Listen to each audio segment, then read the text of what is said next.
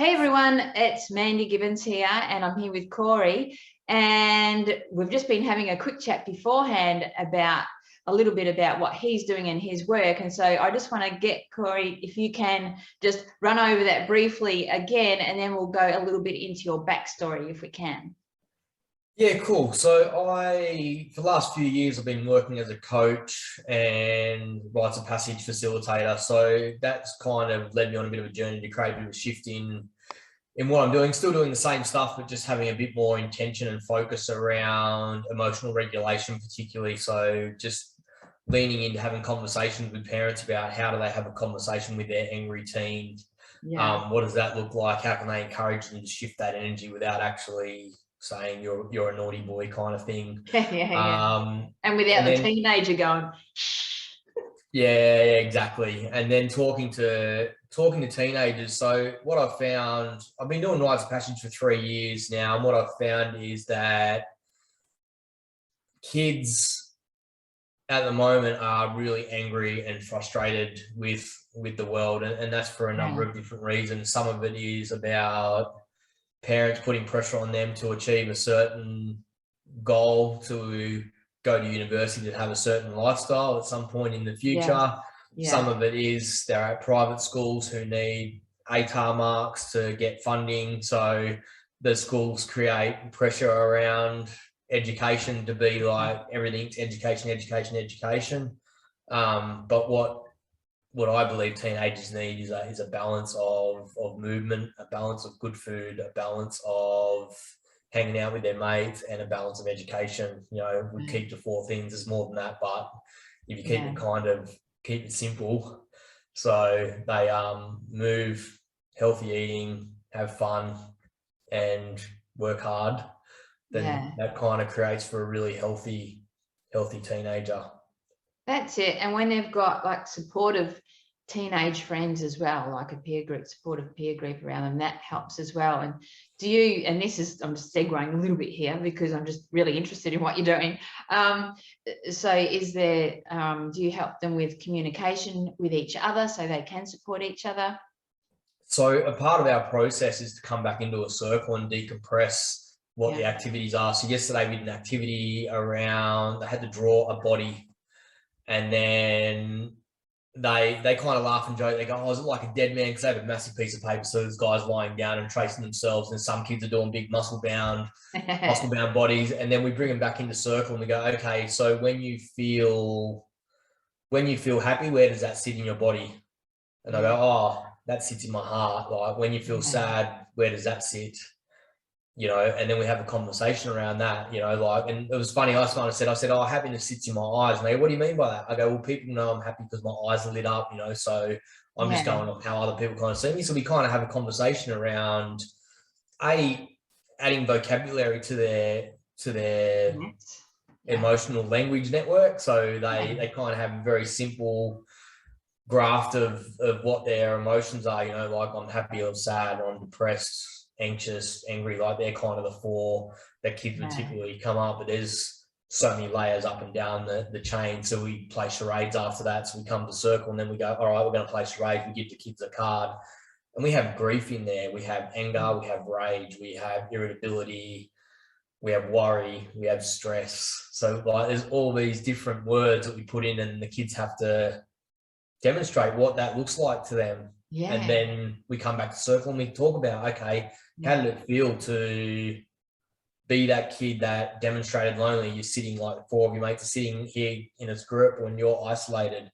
Like how did that feel, you know? And had a conversation around that. But we had a boy yesterday, we went around the circle and we're talking about like, what are your biggest worries, right? And one kid, everyone kind of said exams, and inevitably you get an echo chamber in those spaces. Like one kid goes, "Oh, school stress," and they get away with it. So then that kind of becomes a recurring theme in the circle. So it's easier to kind of fit in with what's accepted rather than, so sometimes it's like angry, rage, like that comes up quite a bit. But yesterday it was all about pressure of performing at school. But one kid said, "Oh, making friends." And I'm like, "Oh, what?" So I just dropped in and said, "What does that mean? Like, why is it hard in Year 9 to make friends? Like, can you talk about that a bit more?" He's like, oh, I've only been here for 3 weeks and I've really found it hard to like create a new network in this space. And then we're how awesome is that he spoke up, right? Well, it took enormous courage, right? Which is what we kind of talked about that at the end of the day. So at the end of the day, one of the questions was, what are you going to do differently in the next week? And one of the boys said, oh, I'm going to hang out with Caden and introduce him to some of my network outside of our PCG group, which was really beautiful. And then I also said to Caden that he's got an opportunity right now to be like selective about who he brings into his network. He can kind of observe and see and really create the community that he wants to have in his life, and like takes courage to go, oh, actually, I really like playing soccer. So I'm just going to go and say, hey, can I join you guys on the soccer oval at lunchtime? Or I really enjoy whatever Minecraft, and say, hey, can we catch up after school and do online gaming? Because that's just a part of the world.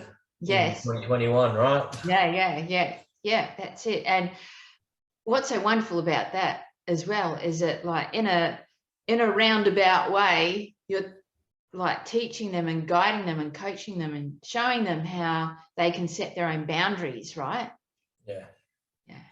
Well, boundaries is a massive thing, right? Like, because we kind of like, we want to go into this space and not be teachers. Like, we want to be our own people. And like, I get Corey, I don't get called sir. Like, I pull them up the first hour. I'm not sir, I'm Corey. I'm not sir, I'm Corey. And then I let it go after the first hour, but I encourage them to like remove the hierarchy a little bit. But I also set boundaries with them. So like, I say to them, okay, like, what are we going to agree that's acceptable behavior in the group? Like, we have our talking stick. What are the rules of the talking stick? And then like, that's sacred. So the talking stick rules get broken. Like, what is the consequence of that? And then, so we agreed on, it was interesting. The first day we agreed on 5 push-ups for everyone in the group. Were like, yeah, all in, like boys, like we're all going to do it, one in, all in. But yesterday I had a boy who was sitting next to me and he was like, if Steve does something wrong, why are we all getting punished?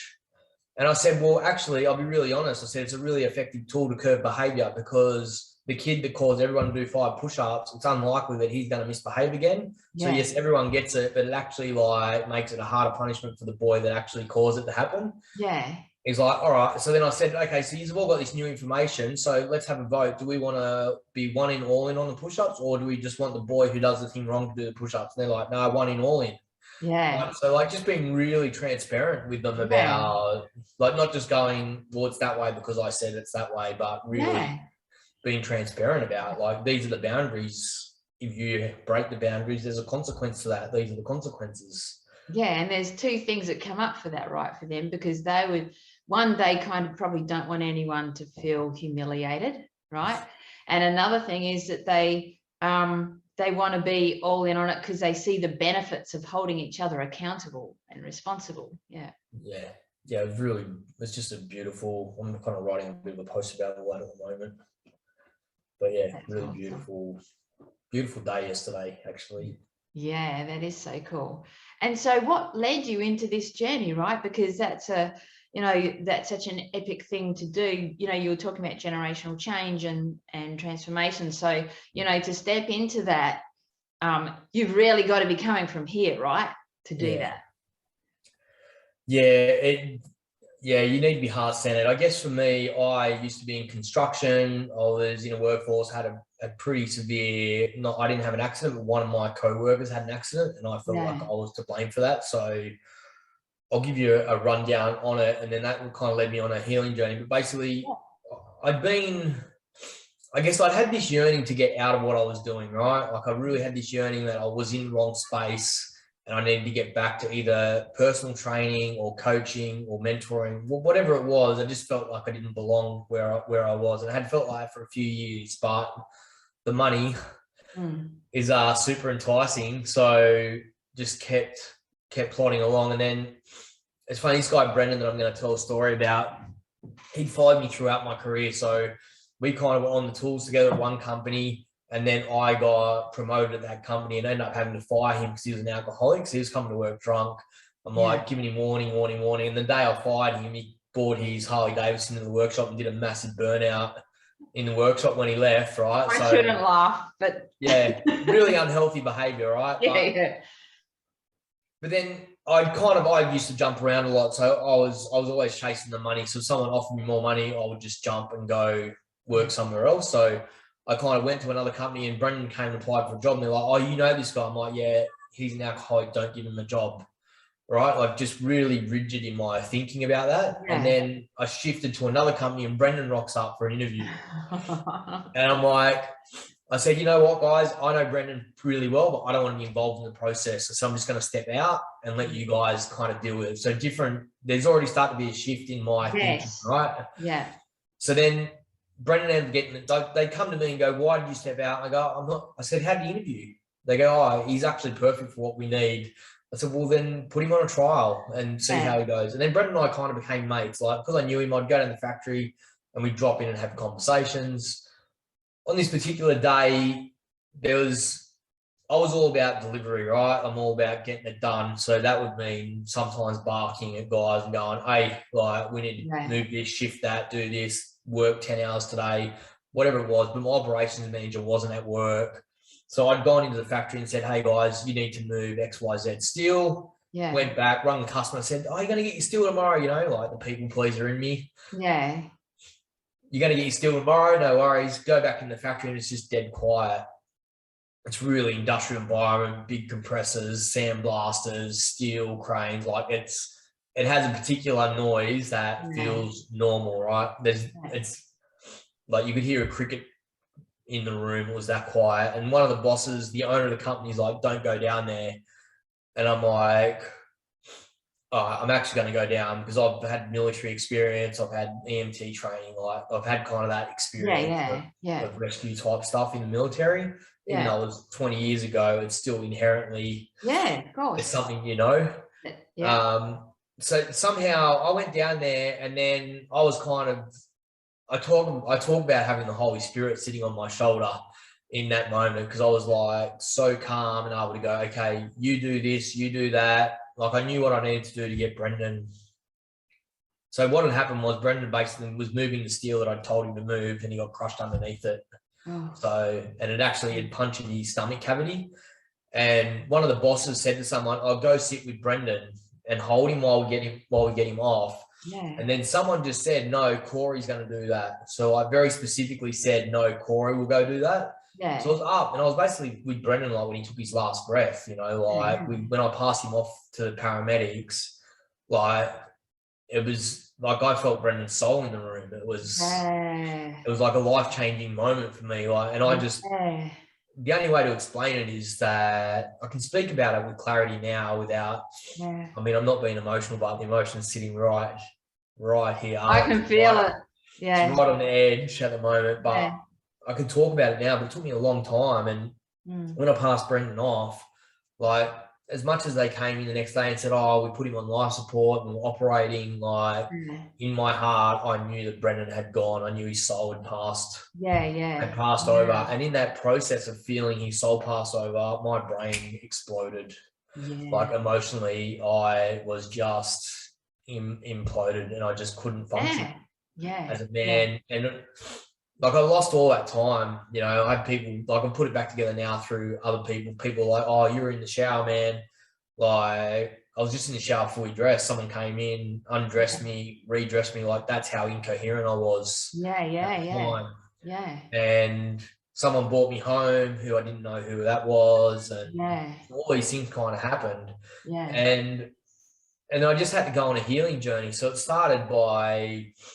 Wow, Corey, that's huge, right? And even just from, from a trauma point of view as well, Yeah, it was interesting because it was like three guys that were really close to that situation and close to Brendan, and I was the only one that kind of exploded. And part of that was like, I kind of had a story. Like, when I went back, like the workplace psychologist, their whole view was you have to go back to work. So they were like, psychologists, like 4 weeks after the event, they're like, "All right, let's go and visit work tomorrow." So, like, I'm doing a walk through work with a psychologist, and the boys are like, "You just need to harden up." They use more explicit language than that, but that was the essence of it, right? And then I'm like, all right. So a few weeks after that, so maybe week 8, I'm like, all right, I'm going to go back Yeah. And I'm just going to do like 4 hours a week. Like that was like kind of like just a Yeah. 4 hour block just to see how Yeah.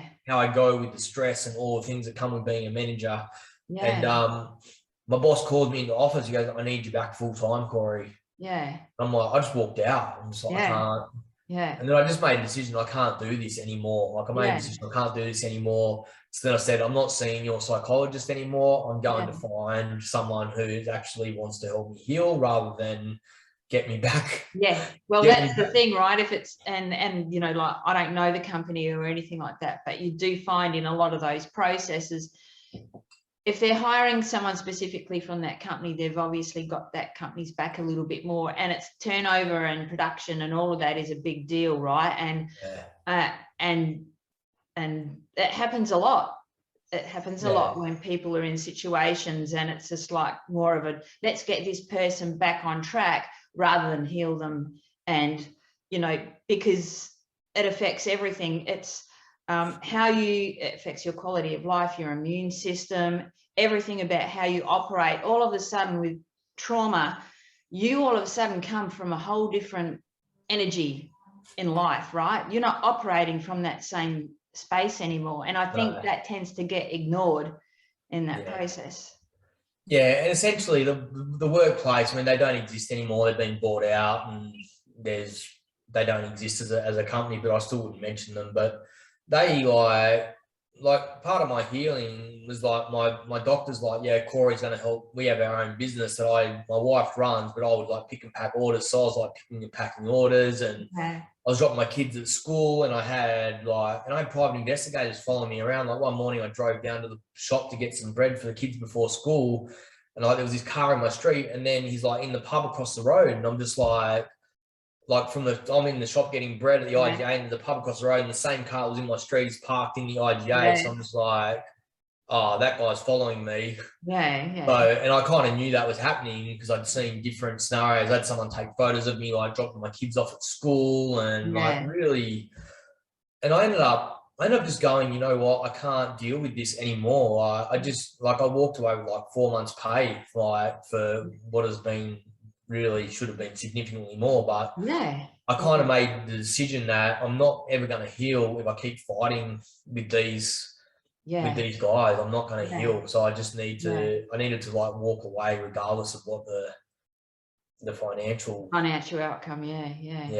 So, and then from there I've just been, I guess I spent a lot of time healing with different people. So I spent a lot of time with a female psychologist, and I'd kind of done a lot of healing on myself. And then ironically, I was talking to her about my wife, and she was like, oh, like you're kind of responsible for that. Like what's going on in your relationship, you're responsible for that. But I wasn't ready to hear that. So I was just like, I'm done with you. Like you don't understand what it is to be a man in a marriage, right? Like really. So I wasn't ready to heal that particular aspect with that particular person. But I still wanted to heal. So I ended up doing some work with Steph Safandos, who he was in Freo at the time. And I'd worked with him as a personal trainer in our early 20s. We were like worked at the same gym together. So I kind of knew him fairly well. And then ended up doing a few years of work with him and working as a coach on some of his programs. And then Steph shifted over to the US, and I ended up like hooking up with Daniela Princey, who's my psychologist now, who I still see. Like sometimes I see her every week, and sometimes I see her once every 6 weeks. It just depends on where I'm at in the cycle of what's happening in my life. But I also made a conscious choice that I just couldn't go back to. I couldn't go back to what I was doing. And the rites of passage stuff, I don't know. I just felt a calling to that. For some reason, I felt like there was a gap in this space, and that I felt a calling to that. I'd been working when I first left work. I started a charity called Project Recycle, which was all about taking bikes into schools and stripping and rebuilding them with kids who are disconnected from education.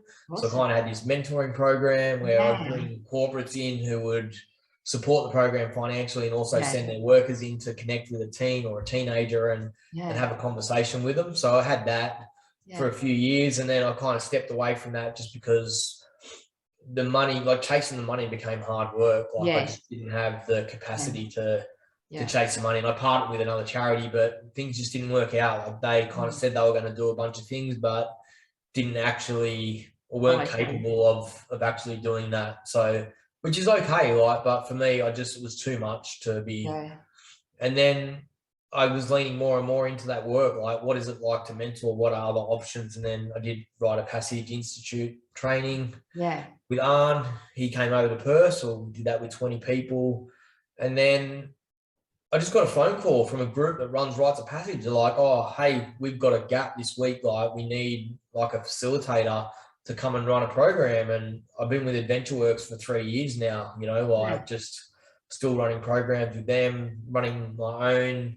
So I kind of run my own Rites of Passage stuff, like a whole bunch of different stuff. But that's my, we can dive into that, but I guess that's my story. Like, so I've basically done a lot of healing across different mediums, from doing breath work in men's circles and running men's circles and healing through that. I heal as much as the men who come along to those spaces, you know. More often than not, it's my vulnerability that creates opportunity for others to actually share what's going on for them. And you're leading by example, right? And when people see that, it gives them the opportunity and the understanding that it's okay. That's awesome. Really. That's awesome. I love this so much.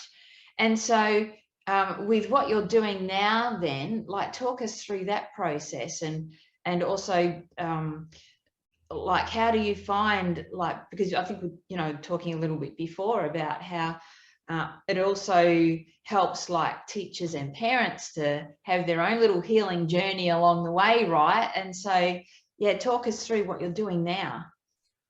So I'm just kind of in the process of like rebranding and rebuilding everything right now. I was chatting with Mike Dyson from Good Blokes Co this morning. My son and I did a Rite of Passage with him earlier in the year, like a father and son camp, which was epic. But I'm leaning into like managing big emotions. So like I'm staying with the same brand side by side, because I feel like that's really the core of how I healed. A lot of my healing was done on push bikes, riding beside other guys and just talking about, like, them just listening to me talk for an hour about what was going on in my world was really powerful for me. So that's kind of where that came from. But where I'm moving towards is, what I've found is that teenagers are getting angrier. Their emotions are getting bigger and they're getting more out of control. So what I'm going to dive into now is talking to teens about what their big emotions are, but going to high schools and saying, hey, do you have teenagers that are struggling with big emotions? Can I come in and talk to the teacher group about what it would look like to, or what drives teenage boys to be outrageous or to be aggro or to be whatever, insert big emotion.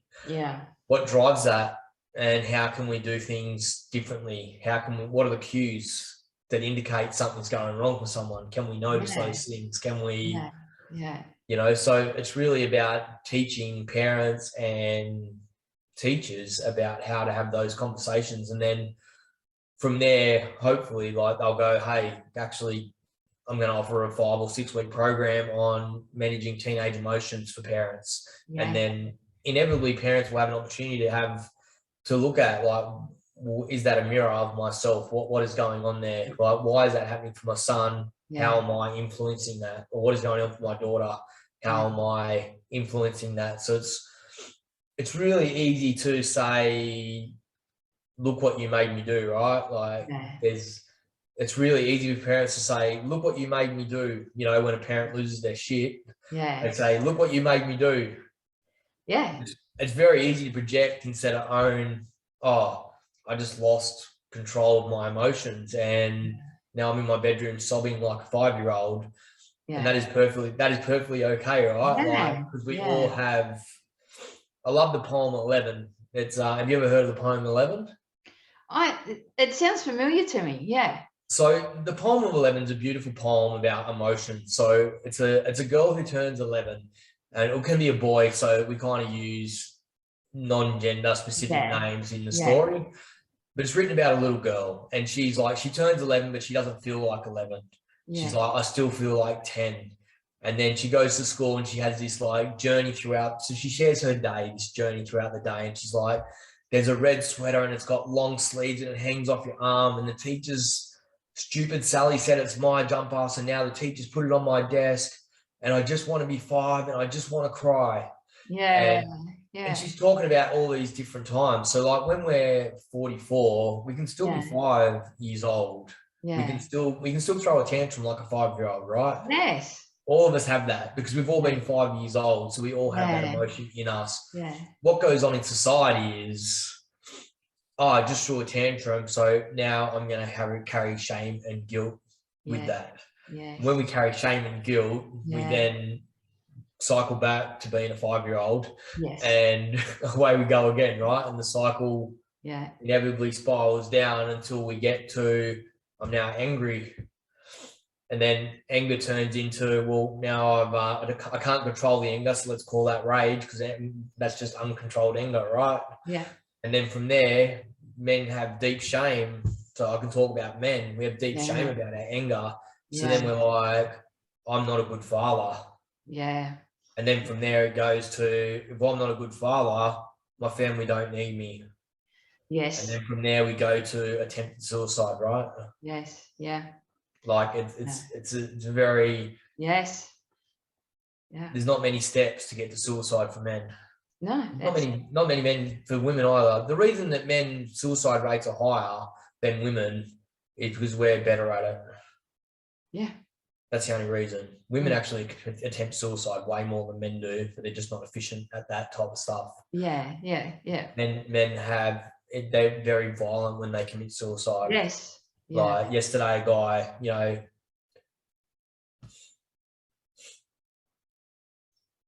oh, Corey. Like, we had 2 extremes yesterday, right? Yeah. We had a group of men that are angry. Yeah. That the union's not supporting them. They're angry that they've been left unemployed. Yes. And therefore, all the stuff I was just talking about, the anger, the rage, I can't provide for my family. Yes. That is all very real for those men right now. It is, yes. Nobody's talking about that. Yeah. Everyone's just talking about how violent these men are. Yeah. The guy who jumped, one guy, they shut the site, he walked to the top of the building and jumped off scaffold. Yeah. Like, it's the same emotion. Yes. The same thing, right? He can't, he has no way to provide for his family for the next 2 weeks and he's living week to week. Yes. Where's he going to get food? Yeah. How's he going to pay his rent? Yeah. Is it going to go longer than 2 weeks? I don't know. Yeah. Like, there's so much pressure on men. I mean, being a resilience coach for men, I see this so often, right? The pressure that men are under. And, when you're held in that position to be the provider and you have, that's a huge responsibility. And when all of that, when your livelihood is ripped out from underneath you and you can't see hope, you then, it's the same as, when you we talk about trauma, you're then like operating from a whole different space. That's exactly what happens. It's like you're not yourself anymore. It's so traumatic, and I actually find it heartbreaking when I hear people say, just get the fuck over it, mate. You know what I mean? La la la la. Because it's not, unless you're in that position and unless you've actually been through that, you're feeling that experience in that the same way that bloke is experiencing that, you're just not going to get it. Well, they're only getting the tip of the iceberg, right? Yeah. They don't know what they're only getting to see maybe 3%. People say 10%, but it's probably 3%, right, of what's going on in that guy's life. Yes. What's happening in the other 97%? Yeah. You don't know, and that's why we need to be compassionate and empathetic, even to these guys who are losing control. They're literally out of control. Yes. Yeah. We need to hold them in compassion, as hard as that is. Like, I'm going to high five you on that, because I am so up for that big time. And I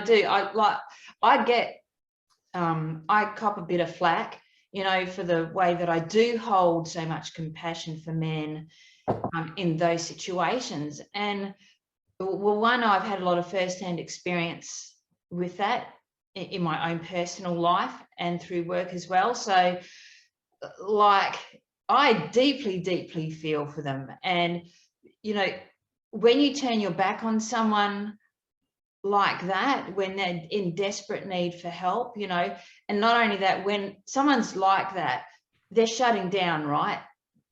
You get to a point where you shut down so much, you don't feel supported, you don't feel like anyone understands you, feel so deeply alone. And then and when you get to the point where you feel everyone is better off without you, yeah, you know. Well, your prefrontal cortex is closed down by that stage, right? So there's no thinking at all. It's like purely your brain drives, like our brain lies to us and our emotions lie to us, right? Because our brain drives the emotion, and then that becomes a self-perpetuating prophecy, you know. Like, I mean, I've been even recently, I was in a container and like my wife rung. Like I just said to my wife, like, I'm really in a dark space, I'm taking myself to hospital. And I actually just took myself to the beach.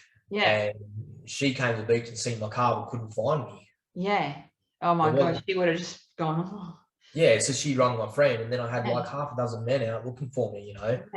Like, not that I wanted that to create that situation, but it was really powerful for me to know that people care, right? So now I've got capacity to, and even though I did a video about this the other day, you know, like men's favorite saying is, if you ever need any support, mate, reach out, give me a call. So here you go, man. We're not going to call when we're in our shit. We're not going to call. You've got a mate you normally meet for a coffee on a Friday. He doesn't show up for 3 weeks in a row. Something's going on. You've got a mate who's active on social media and all of a sudden he's not. There's something going on. If you've got a mate who has changed his messaging, he's not going to work. If you work somewhere and you know a guy who never takes a day off, calls in sick, what's going on? Like, there's so many, we're creatures of habit, right? So we have patterns. If we break those patterns, whether it's going to the gym or whatever, like I work in a gym and I'm like, if I haven't seen someone for a week, I'm like, hey, Mike, Sally hasn't been to the gym. What's going on? Oh, she's on holidays. Oh, cool. Like, because I want to. I get that. I'm exactly the same. Like, I notice patterns, right? People come and train with me. Like, I'm a creature of habit. I have the same 3 shifts, so I train with the same people each week. Like, I know who's who in the classes, and you kind of get to know, hey, you look tired, man. You all right? What's going on? You know, I had a guy come in the gym at 7 o'clock the other night. Like, hey, what are you doing here now, man? It's pretty late. Like, you're normally in at 5. What's going on? It's like, oh man, my boss, you know. And he's like, oh man, I just want to let you know your videos are really powerful. Like, I really resonate with them, like, because I've been talking about anger, you know. And his boss is a 48-year-old man who's behaving like a 5-year-old all the time. He's not making enough money as a lawyer. You know, like, for that guy, he has a choice, right? Whether he stays in that environment. He goes, oh, actually, I'm not willing to stay in this environment anymore. I'm willing to go here. It's also not my place to go, hey, man, do you think there's a better option for you? All I can say to him is, hey, like I said to him, like, if you need support, you know, I've already had the conversation with him about that. I'm like, well, if you need some support around that, reach out. You know, it's, it's the scary thing is that my son is in year 7 and they're talking about masculinity and femininity, right? It's like, oh, Dad, we're talking about masculinity and femininity. I'm like, oh, yeah? Well, what does that look like? Like, what does the conversation look like? And he's like, oh, we've decided, these are 12-year-olds, decided that men go to work and provide for their family. That's what masculinity is. And we decided that femininity is a beautiful looking girl. That's to be feminine. I'm like, okay, that's the most toxic version of those two things, right? Sure, they're a part of but it. that's what we're programmed into believing, right? Well, that's a societal program, right? Yeah. That's like, you know, I say to my son, I go, don't trust adults because we don't know what you're going to be doing in 20 years' time, mate. Yeah. Like, we have no idea what you're going to be doing in 20 years' time. Well, you think about all the stuff that like we learned, and like, you know, my whole belief system about myself and just about so many things has just transformed over the years. And it's a lot of it's been from life lessons, right? There was no one teaching me anything or showing, you know, it was sort of like healing along the way. Yeah. So, but then when I said to him, I said, oh, we need to have a conversation about this. Like, if I ask you to drop the society narrative of what it is to be masculine, like what is to be masculine for you? He goes, oh, it's just a label, Dad, that I don't need to pick up. Yeah. Oh. Like, but you still feel the pressure to get married and be a provider, right? Yeah. The reality is working is not, the Industrial Revolution is over, right? Yeah. So, but I'm blessed that my kids get to see how I work, right? You know, there's a perception that I'm rich because I'm always at everything. Yeah. You know, it's just, I live differently. Well, the cool thing about what you're doing is that, you know, like there's going to be like the teenagers and the kids that you're helping now, right? And even the adults by default, you know, like the next generation and the next generation from that. It's the impact is long term, right? Yeah, absolutely. I think like I grew up in a pretty hostile environment. My parents got divorced pretty young. My mum was probably undiagnosed with bipolar. Yeah. I'm not going to go into that whole story, but I grew up in that environment, right? Yeah. Where I didn't feel safe. Yeah. When you don't feel safe, but as a kid, you can't be angry, right? You're not big enough to like protect yourself, right? Yeah. So you create this persona that as soon as I'm big enough. Yes. Yeah. Like, and I got myself big, right? Like I'm 5'8", I'm 90 kilos. Like I don't see myself as big now. Like I was much bigger than what I am at the moment. But guys see me like, bro, you're a tank, man. Like you're a big guy. I'm like, oh, am I? Am I really a big guy? I don't really. I kind of don't live and breathe that as much. But with the big guy, there was also like the angry, right? So I was always puffed up and like. People would walk across the street to avoid because I had that kind of energy, you know, like I was just a really unhealthy, toxic, angry guy. Like I just lived and breathed it, you know, because that was my protector. Yeah. If I don't let anyone in, then I'm safe. Yeah. Which makes it real hard to make friends as an adult. It is. And, you know, I think there's a lot to be said about, I mean, even as a female, I mean, I got bullied a lot and, you know, a lot of stuff when I was at, so I learned really, really young how to protect myself, not so much physically, but in here. Yeah. Right. And I got bullied by girls a lot, but not by boys. So I used to that's why I hung around. It was always safe for me to hang around with the boys.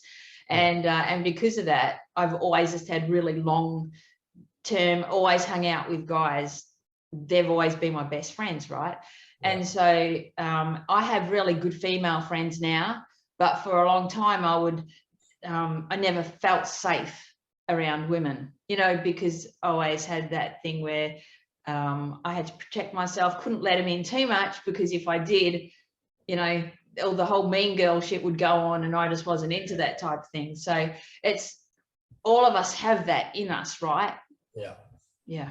We all have a protector. You know, like we all have, I think it's ILS, which is like, it's a psychology that basically talks about, this psychologist, he was with a person who had bipolar, she had multiple personality disorder. Yeah. He's sitting in a session with her and she had different personalities. So Happy Sarah, and they all had different names, right? So Jessica rocks up and she's angry. Yeah. And he's just like, what do you need to not be here? Jessica, what do you need Sarah to do for you not to be here anymore? Yeah. And then when Sarah came back, he had a conversation with Sarah and said, hey, Jessica actually just needs this from you, and then she won't come in and protect you anymore. So if you do that, Yeah. then Jessica's going to stop showing up. Yeah. And then that's what happened, right? Yeah. So we all have that same, we all have, our emotions are like personalities, right? Yes. So we have this character. For me, it was anger, and I built the tank to go with it. So we have this character who's anger, who he needs to protect us, right? But sometimes that protection is not necessary, right? Because it's been necessary because there was violence or whatever, but then it perceives any risk as being dangerous. So a good example is I had a boss who come up to me and he just like said, hey, Stan quit yesterday because of you. And I'm like, man, angry character come out. Yeah.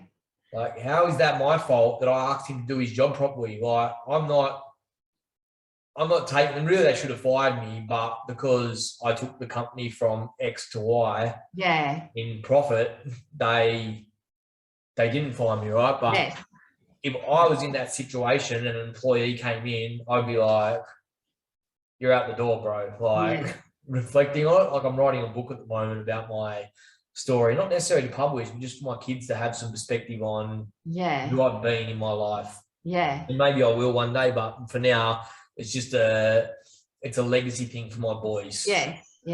And so it's interesting, like talking about all these things that have kind of happened in my life, but I'm responsible for that. But I look back on that, I'm like, how did they not fire me? You know, like the whole, we're in like a 400 square meter building and everyone heard me. Like that is just crazy, you know.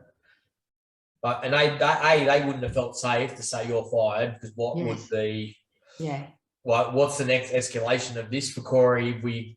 We've just told him, he's like, call someone to quit. What's the next escalation if we say you're fired? Like what? There's probably fear there, right?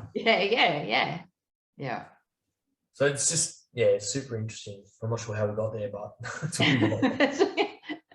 well, what I was going to ask you was what do you find like is the biggest, I don't know if gap's the word, but we'll use that for now.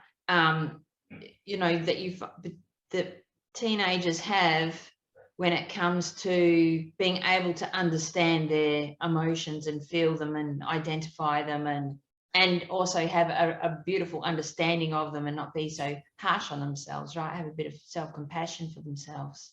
Yeah, I think that they don't have language around emotions, so they kind of have like 4 core emotions. Like they have, you know, I'm happy, I'm sad, I'm anxious, I'm angry. You know, like that's kind of there's a restriction in the vocab around it. So it's teaching them as a spectrum, and you can be on the spectrum of emotions. I think they lead by example, right? So their parents don't have any capacity to show emotions and be healthy. And for a dad to go, hey son, I lost my shit yesterday, I'm sorry, I didn't mean that. You know, I had a boy yesterday who he's a rooster. I call him a rooster, right? It was really funny. Like has to be like interrupting, has to get all the answers, has to be like, look at me, I'm the center of attention, right? And it was interesting because I'm not going on camp with those particular guys. I was meant to be training another facilitator, but they didn't show up, but that's another story. But anyway, I was with them. So I went a bit deeper yesterday because I'm not on camp with them, and there were some things that I wanted to plant seeds around. So that particular boy, we had a conversation, and he's like, I'd had a conversation with him. What would it look like for you guys? Because there was a few boys who said, like, I feel a lot of pressure from my parents to perform at school, to get certain marks and to achieve certain levels of performance. When I don't do that, things are not good at home. So I said to them what it would look like for you to go to the school psychologist or the counsellor or someone within the school network and have a conversation with them about what it would look like to have a healthy conversation with your mum and dad about how you feel around their pressure. And this kid, the rooster, he's like, my dad doesn't have healthy conversations, right? Straight up, you know, just owned it. And I said to him, I go, and I said, oh, who do you want to be? I said, oh, who do you want to be in 6 months' time, right? Like, you could be anyone. Like, how do you want to be? And he's like, I just want to be myself. And he goes, what does that look like? He's like, I don't know. He goes, funny. I go, well, aren't you already funny? He goes, oh, am I? I go, nah. I go, well, you wear this mask of humor, right? Like, so I said, oh, you wear this mask of humor. Is that real, or is that like, what are you hiding behind? Like, what are you? What is that doing for you? Like, really challenge him. And I'm doing that in front of, like, a really gentle way. In front of 12, 14 other boys. So they're all like, oh, am I wearing a mask? What is my mask? You know, so that's kind of how we facilitate, or that's how I facilitate those conversations. Like, we have 6 or 7 facilitators, we all do things differently, you know? That's kind of how I get boys to look at, I get them in a circle and I start to pull back the layers, you know? You get them in the bush for 3 days, take teenagers in the bush for 3 days, hike them, you know, 15, 20 Ks on the first day, and then get them around a bushfire, run an exercise with them where I get a massive fire going, and I've got like an Akuba hat and a big coat that I wear, and I get into this character role, and then I've got the teacher walking them back in silence, and I'm like, if you accept the challenge, come into the circle. They're not allowed to speak. So they either step into the circle or they don't. And there's peer pressure, right? So they're all going to step in the circle. I've never had someone not. And then they pick up their buff and they blindfold themselves. And then we walk them out into the bush, and I'm on the back and I'm just pulling them off one by one and dropping them. Blindfolded. And then I go, when I'm ready for you to come back, I'll give a cooey, and then you guys can head back to the fire.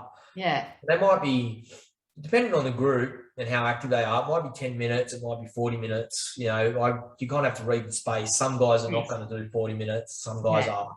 But it doesn't matter whether it's 10 minutes or 40 minutes, it feels like 4 hours. Like, time collapses. They've never had any time with their own mind, right? Typically.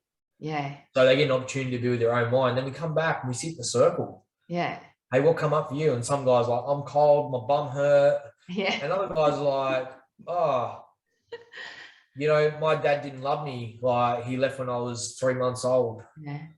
Like, this is a 15-year-old boy, right? And then all the other boys, like, once you crack the egg, everyone goes, right?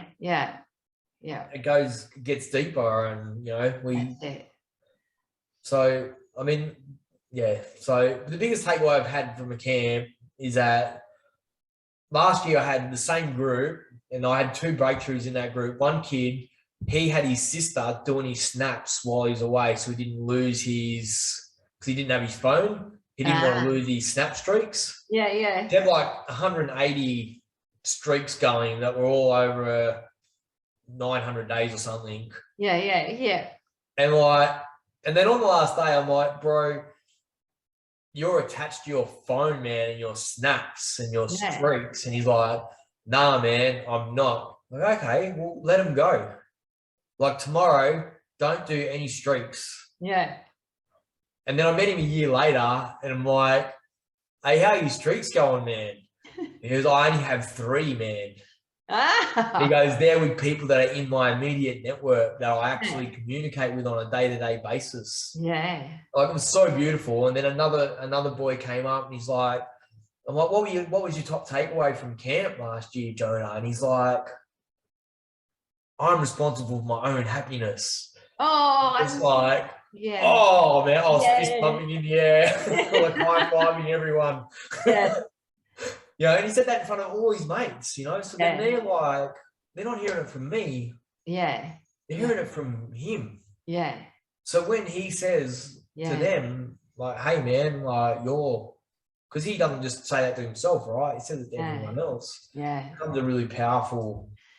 Oh, this is so good, you know, like personal growth for teenagers, right? I mean, to be able to tap into that at that age is massive, like, transformation for, you know, and the way that it'll change your life then, and then how the direction of how you're going to like lead the rest of your life, and then for the next generation as well. But I mean, you knock a ship off path 1%, right? At 15, you're on a trajectory and you knock it 1%. Yeah. Like the thing with teenagers is like they're developing new pathways, right? Like something like 60% of your neural pathways get stripped out of your brain when you're 16. So mum and dad, when your teenager forgets his laptop at school, or when he doesn't take his lunch, or when he leaves his laptop bag at home, whatever he forgets, his brain, he doesn't actually mean to piss you off. Yeah. His brain is not functioning at 100%. So, which for me creates a beautiful opportunity to create a new pathway of, I'm responsible for my own happiness. I'm responsible for my own happiness. That becomes a pathway, right? Yeah. That I take through the life. As an adult, it's much harder because we have like neural pathways that are like super freeways. So I had like a super freeway that was like related to anger that was like 12 lanes wide. Yeah. And I've just been carving out, like I just started out by carving out like a little dirt path, like carving out. And you have to practice. Like it's taken me like 6-7 years of like, and I still, sometimes the car still jumps on the freeway, right? Yeah.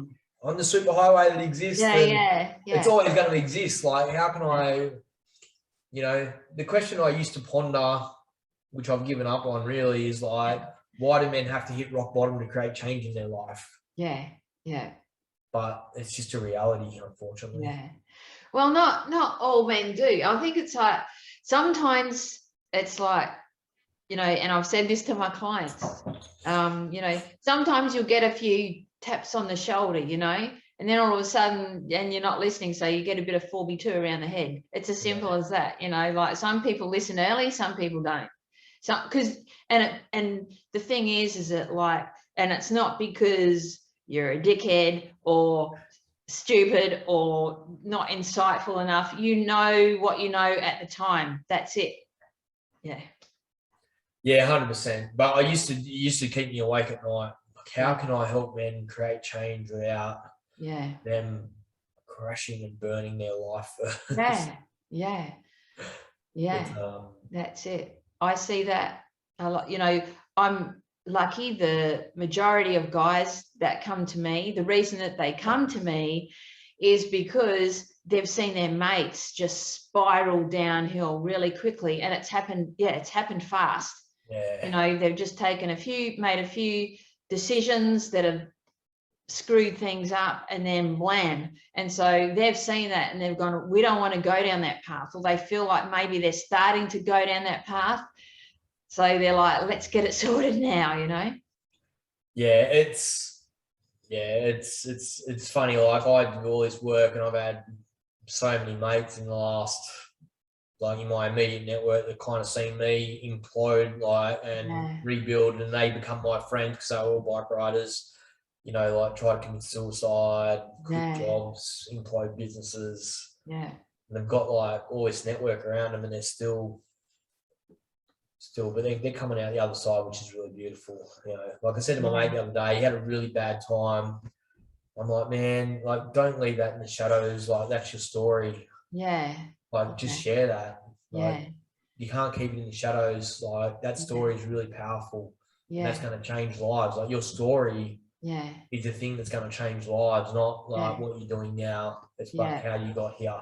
Like, don't. And we are, I guess, we are taught and programmed to be afraid of our darkness, right? And to hide it. And, that's why it's so easy for it to come creeping back up and bite us on the ass again, because we are so afraid of it, right? Well, if we don't address it, it's inevitable that it's going to come back, right? It's just like, I got the tap on the shoulder, Corey, you need to be getting out doing some coaching, Corey. Yeah. In your last job, Corey, you had 4 young people working for you. This job, you're just like flying solo, tap on the shoulder. Yeah. Like in construction, like I had 3 major meltdowns before Brendan. Yeah. Just crazy. I was only like 34. Yeah. And I had 3 meltdowns. You know, one, I fell asleep at the wheel and crashed my car into a tree. You know, the second one, I was on a construction site. I just rang my boss and said I've got the flu, and I was sick until that job was finished. I refused to go back to it. Like, rather than just going, hey, I'm not coping. Yeah.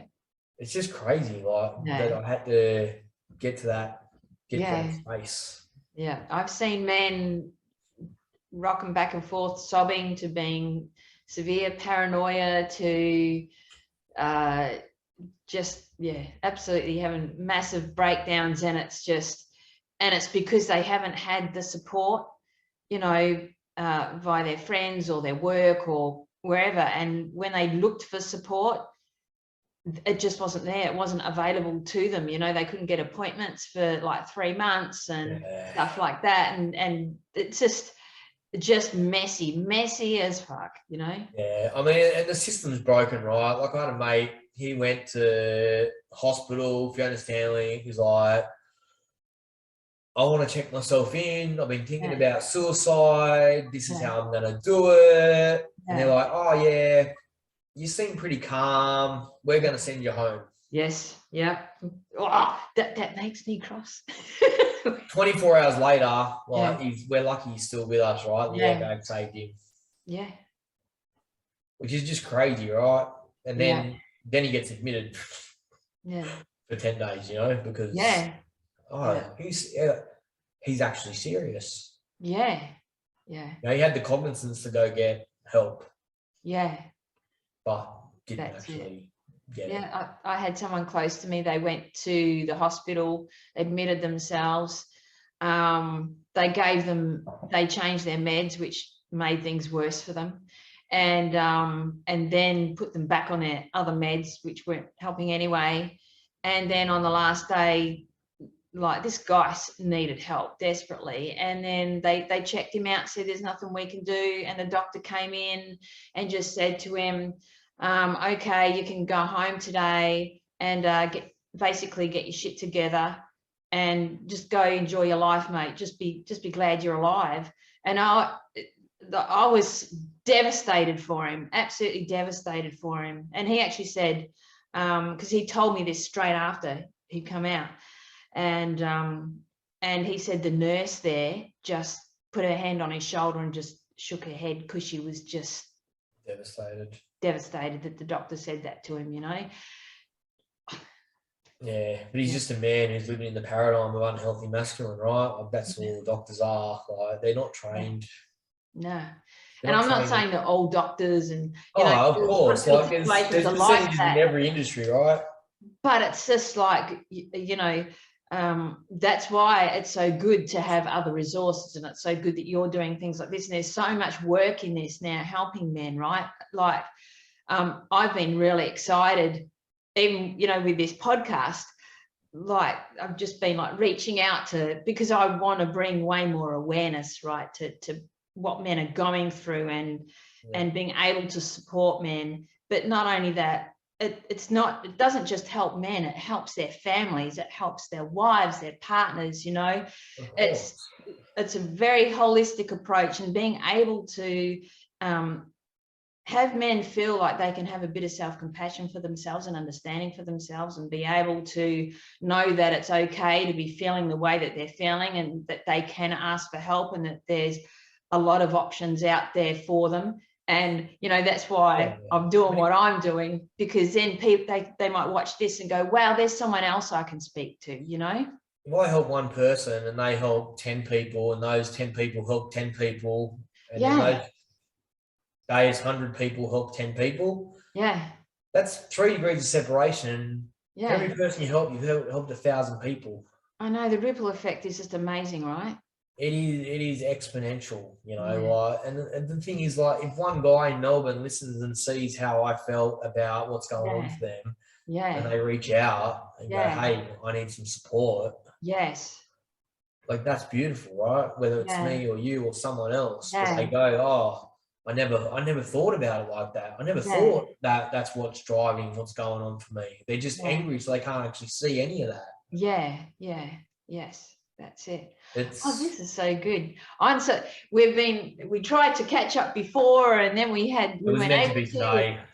And it's so good that we're able to catch up today. And I've been looking forward to this because I've seen some of your posts, and I don't know, I just had a really good gut feeling. I actually said to my coach today that I had a really good gut feeling about today. So there you go. So that's so cool. And is there, like, before we wrap up, is there anything that you would just love to share, that you would love people to know, whether that's teenagers or men in general, like something that you know that you would just like to impart with them, a bit of wisdom or something? I think the thing that I say to wrap up when I get asked a similar version of this question is be kind to yourself. Yes. Yeah. Like, just breathe.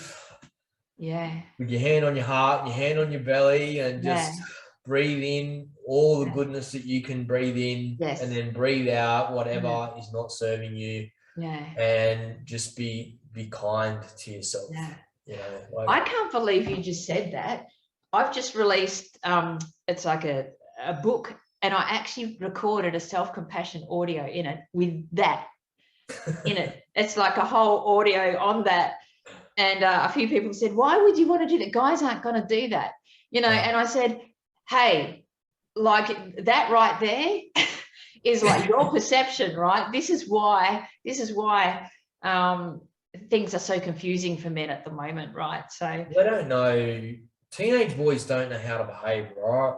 Yeah. They don't know what the societal standard is anymore. Yeah. Yeah. Like, even I get confused about what it means to be a good man sometimes, you know. Yeah. Like, I think to be a good man, you need to be kind, right? You need to be compassionate, and you need to be respectful. Yes. Yeah.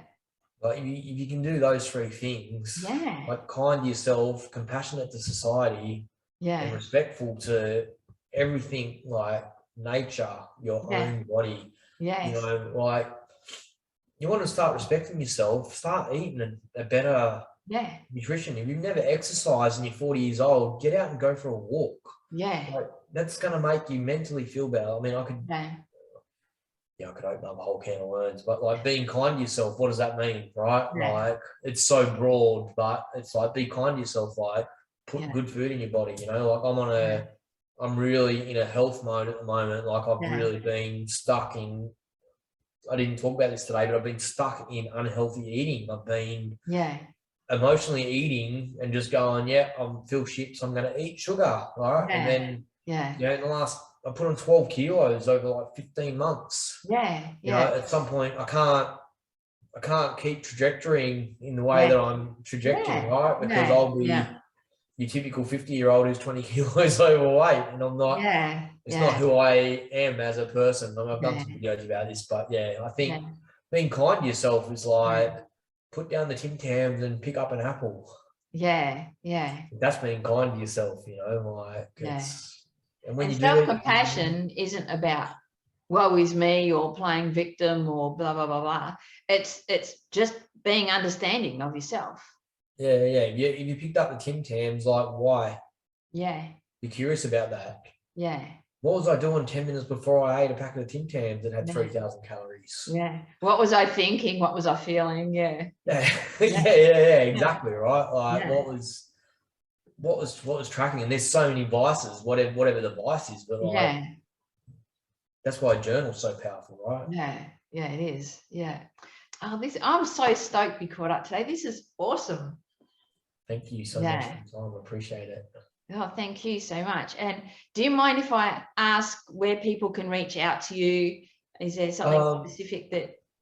So my website's just sidebysidetogether.com.au, and if they look up my name, Corey Gaidzionis, I'm the only one in the world, I think. So that will take them to my social media, Facebook and Instagram and all that stuff. I'm pretty active kind of on Facebook. So Facebook or Instagram is kind of the spaces, but just Side by Side Stronger Together is my page. So so that's kind of my ethos. I think that if we walk together side by side, we sit together in a circle, we ride bikes side by side, I agree. play golf side by side, whatever it is, we do something together. then we end up stronger. Yeah. Oh, that's so good. Awesome. And I'll include links to that Cool. in the post with it, because it'll go to YouTube and a few other places, and then obviously all the MP3 podcast places as well. That's so good. Oh, thank you so much for today. Cool. Thank you for having me. I appreciate it. Awesome. Okay then, Corey and everyone, thanks so much for coming on today, Corey. You've been amazing, and we'll catch everyone in the next episode. See you later. Thanks so much. Thanks. Hey, beautiful man. If you're going through stress, need insight, direction to lighten the load, brother, and support during these challenging times, reach out to me. It's no secret that there are so many men suffering at the moment, amazing men, and they're so keen to get help, but don't know what that looks like. So I've created a 6-week one-to-one resilience coaching package for men with one-to-one coaching calls and support via Facebook Messenger and WhatsApp in between calls to help put yourself back in the driver's seat of life. And there's a strong level of trust that goes hand in hand with walking by someone's side during their challenges and their celebrations too. And that's what I'm here for, brother. So message me and let's find your path to true resilience.